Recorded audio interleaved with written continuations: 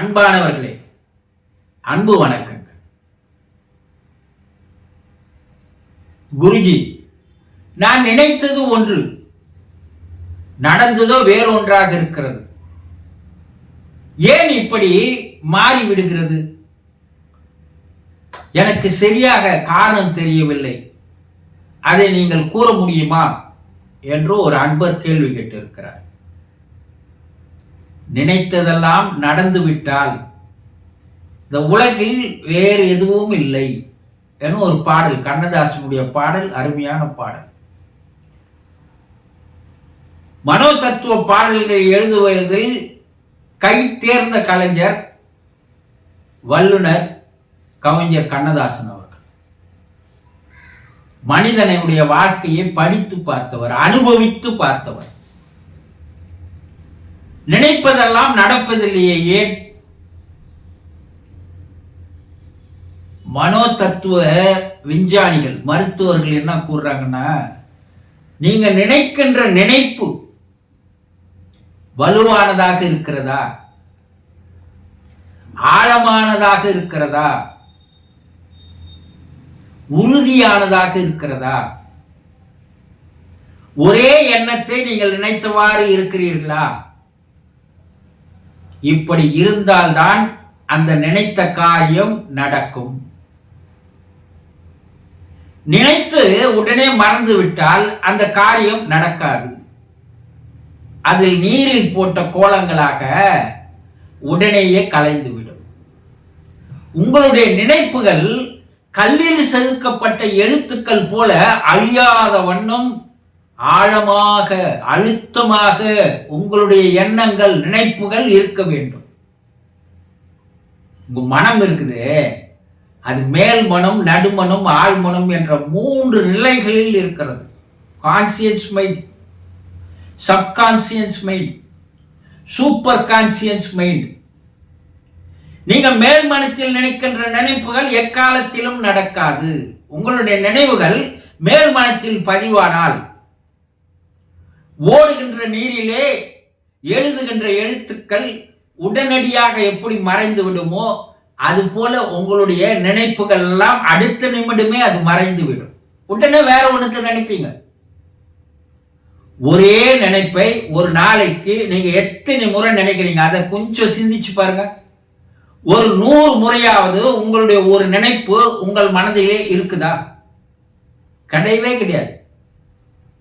நான் இதுவாகணும், ரைட்டு. அடுத்த நிமிடம் உங்க கனவு, உங்க நினைப்பு வேற ஒண்ணு ஆகணும். பல்வேறு டைமென்ஷன்ல, பல்வேறு கோணங்கள்ல நீங்க நினைக்கிறீங்களே தவிர ஒரே நினைப்பு உறுதியானதாக உங்களுக்கு இருக்குதா? நீங்க வாழ்க்கையில வெற்றி பெறணும்னா எது லட்சியம், எது குறிக்கோள், எது உங்களுடைய நோக்கம், அது தெளிவாக நீங்கள் தீர்மானித்துக் கொண்ட பின் அதை பற்றிய நினைப்பையே உங்களுடைய ஆழ் மனதில் பதிவு செய்ய வேண்டும். இந்த ஆழ் மனசுல எப்ப போய் பதிவாகும்? சூப்பர் கான்சியஸ் மைண்ட் என்று சொல்கிறார்களே. ஒரு நாளைக்கு 100 முறைக்கு மேல் ஒரே எண்ணத்தை நீங்கள் நினைத்த வண்ணமாகவே இருந்தால் அது உங்களுடைய ஆழ் மனதிலே போய் அழகாக பதிவாகிறது. எறும்பூர கல்லும் தேயும் என்று சொல்லுவாங்க இல்லையா? அதுபோல உங்கள் நினைப்பு தொடர்ந்து ஒரு நாளைக்கு அதை பற்றிய நினைப்பே, அதை பற்றிய எண்ணமே, அதை பற்றிய சிந்தனையே இருக்குமேயானால் அது ஆழ் மனதில் போய் பதிவாகிவிட்டால் இந்த ஆழ் மனதிற்கு அடுத்த நிலையில் இருக்கின்ற பிரபஞ்ச மனம் என்று சொல்லக்கூடிய காஸ்மிக் மைண்ட், இந்த யூனிவர்சல் மைண்ட் என்று சொல்லுவார்கள். அதற்கும் நீங்க நினைக்கிற நினைப்புக்கும் எண்ணத்துக்கும், பதிவாகி இருக்கிற எண்ணத்துக்கும் நினைப்புக்கும் நேரடியாக ஒரு தொடர்பு, ஒரு லிங்க், ஒரு இணைப்பு, ஒரு கனெக்ஷன் உடனே ஏற்படுது. இப்ப பிரபஞ்சம் என்ன பண்ணுது? உங்களுடைய நினைப்பை, எண்ணத்தை, சிந்தனையை, கனவை அது உங்களுக்கு நிறைவேற்றுவதற்கு ஒரு வேலைக்காரனாக, ஒரு சர்வெண்டாக அது மாறிவிடுகிறது.